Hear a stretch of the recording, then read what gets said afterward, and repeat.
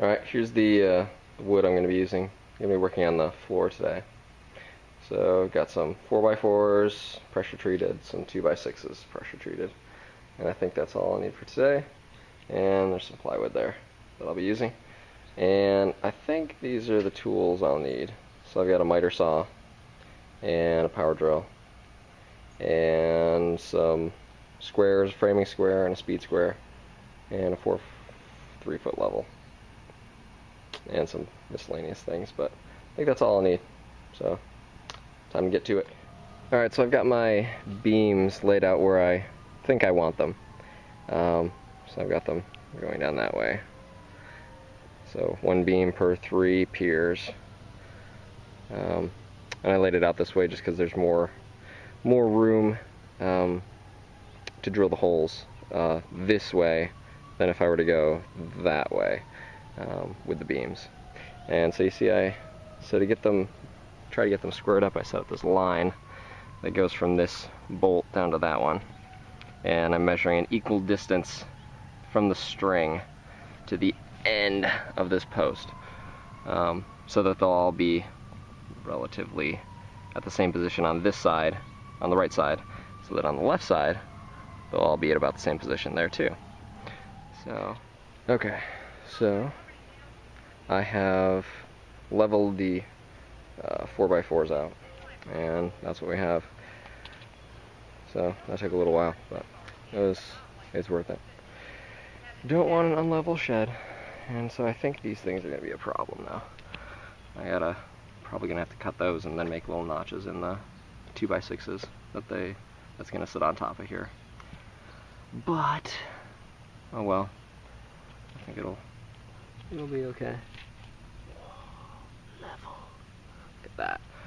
Anyway, so I'm going to start putting the 2x6s up there to make the floor. Alright, so I've got all my wood cut for the floor, or the subfloor. These are all 2x6x12s. So these pieces that piece that's facing me right now is 12 feet long.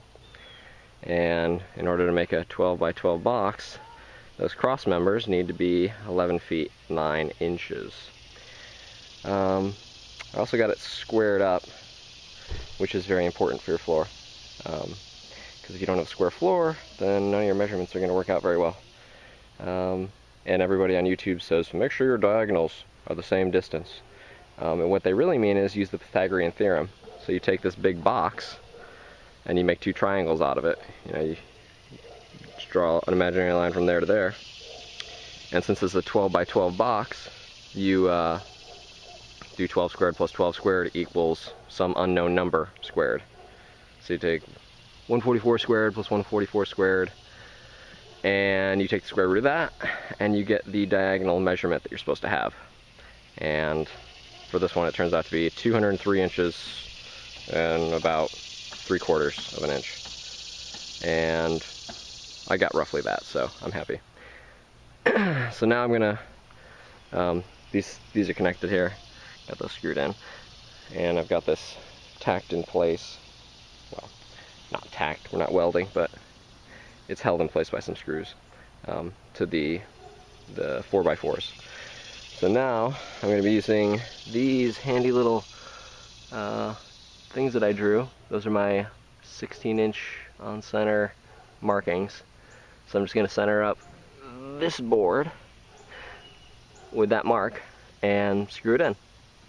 So do that with all these boards, then I should have a subfloor. I think that's about it for now, so I'm just going to go screw those in, then I'll start putting plywood on top.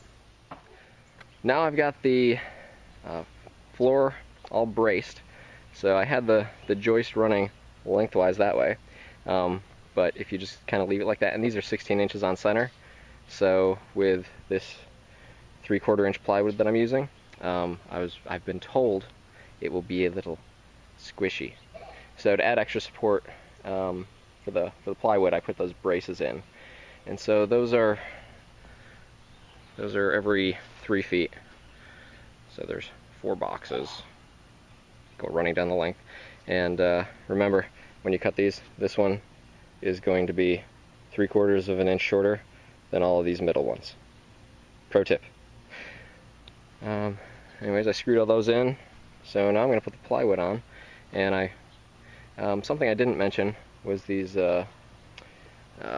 joist hangers that I hadn't put in before, but I was told was a very good idea. So install joist hangers to hang your joists, floor joists, ceiling joists, whatever. And notice that these are staggered so that you can screw the blocks in on each side. So now I'm going to put this plywood on. I have 5 sheets to cover this 12 by 12 shed, and I'll have half of a sheet left over, so a 4 by 4 piece of plywood left, if my calculations are correct. And after I've got everything, before I put down the first piece of plywood, I'm going to make sure that the floor is square. And when it's square, I'm going to, right now the floor is not, it's just tacked down with that screw there and one on that other corner. So I'm going to square up the frame of the floor with the first piece of plywood. Then I'll just start screwing it all down and everything should just work. Here's the decking all on, and it's level all directions pretty much, so that's a good thing. What I did, there are 2 layers here. So I put the 3/4 inch that I had on there, and not sure if you can see that, that's on the bottom. And then I got another 1/2 inch treated plywood layer on the top. And the reason for that was the 3/4 inch wasn't as firm as I would have liked, but that's all taken care of now. And I don't know if you can see the pattern, maybe you can, but I've got, let's see, 1, 2, 3 full sheets of plywood there, a 4th one here, and then half in the corner.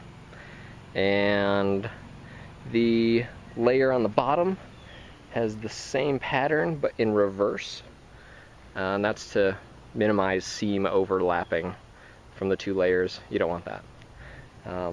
So that corner piece on the bottom layer is over in that corner. So remember to do that. And when I put the second layer on, I use some adhesive that I got at the Restore, Habitat for Humanity. You can see that coming out there. There it is. Anyways, that's very important. Bond the 2 layers together. And when you're screwing the second layer down, you only need to screw into the first layer. So you don't need super long screws to reach into the floor joists. That'd be a little tough. I guess the next step is to start framing stuff.